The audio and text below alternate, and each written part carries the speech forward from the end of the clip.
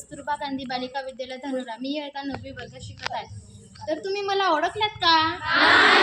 कसं ओळखणार? मी तर तुम्हाला माझे परिचय सांगायचे आहे. तर मी सावित्री. माझा जन्म 3 जानेवारी 1831 साली झाला. पण माझ्या घरात जन्म झाला तो शिक्षणाच्या प्रकाशात. लहानपणी शिकायचं म्हणजे पाप समजलं जायचं. स्त्री शिकली तर घर उद्ध्वस्त होईल असं म्हणणाऱ्या समाजात मी शाळेत जायचं ध्यास घेतलं. त्यांचे जीवन म्हणजे त्याग, ध्येय आणि समाजाच्या समर्पणाचे प्रतीक आहे.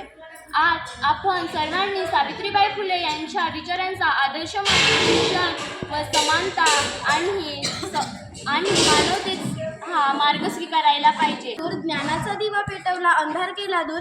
स्त्री शिक्षणाची वाट दाखवली, ध्येय होते भरपूर. स्त्री शिक्षणाची वाट दाखवली, ध्येय होते भरपूर. अपमान संकटे झेलूनही न झुकली कधी मान. अपमान संकटे झेलूनही न झुकली कधी मान. त्या सावित्रीबाई शिक्षणाची महान शान. त्या सावित्रीबाई शिक्षणाची महान शान. सावित्रीबाई फुले यांना लिहिण्या वाचण्याची खूप आवड होती.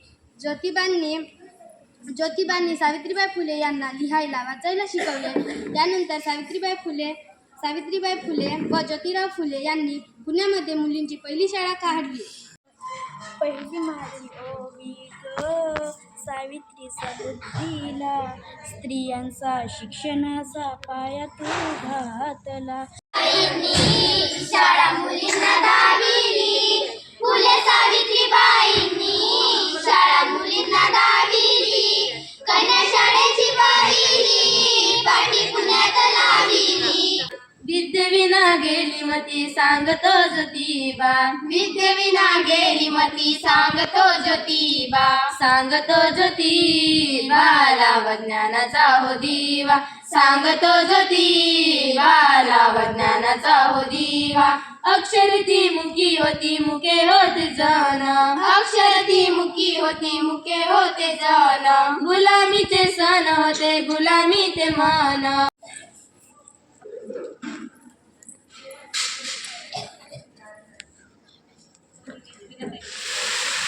घरातील सर्व कामावरती आता काय करावं?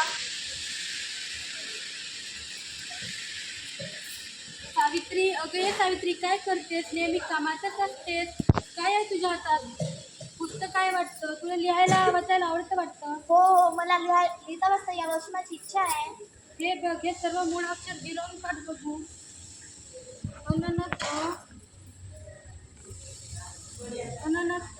अननस आईचा इमारती लिंबू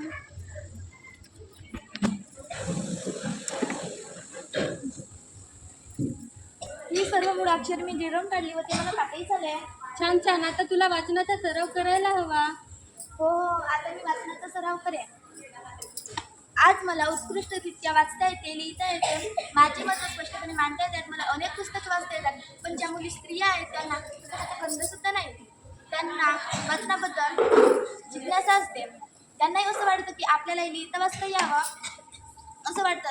जेव्हा त्यांना लिहिता वाचता येईल तेव्हाच माझ्या शिक्षणाला खरं अर्थ असेल.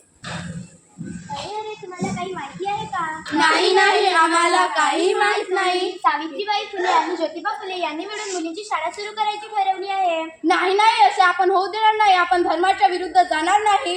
हो, आपण असं कदापि होऊ देणार नाही. आपण मुलींची शाळा अजिबात सुरू होऊ द्यायची नाही. राधाबाई, सखूबाई, हिराबाई, इकडे या. आजपासून मी तुमच्या मुलीला व तुम्हाला लिहायला वाचायला शिकवेन. नाही, आम्ही शाळेत येणार नाही. विधीप्रमाणे स्त्रियांनी शिक्षण घेऊ नये. हो बाई, त्यामुळे आम्ही शाळेत येणार नाही. ज्याप्रमाणे स्त्री पुरुष दोघे समान आहेत, तसेच पुरुषांना शिक्षणाचे अधिकार आहेत तसे स्त्रियांनाही मिळायला हवे. त्यामुळे स्त्रियांमध्ये बदल घडून येईल आणि शिक्षणामुळे त्यांना स्वतःची मतं मांडता येतील. हो बाई, आता आम्हाला शिक्षणाचे महत्त्व कळाले आहे. आता आम्ही आमच्या मुलींना शाळेत पाठवणार आणि लिहायला वाचायला शिकणार. ला ला ला ला ला ला. बाई आल्या आल्या का तुम्ही सर्वजणी? हो बाई. बसा खाली. आज आपण मूळाक्षर शिकू. हो बाई. अननस आईचा इमारत.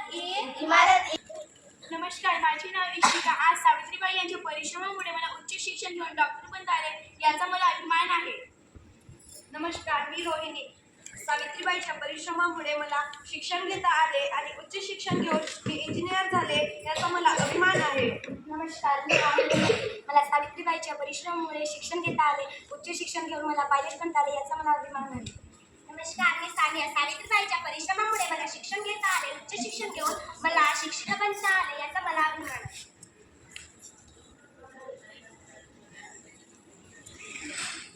सावित्रीबाई फुले यांच्या परिश्रमामुळे आम्हाला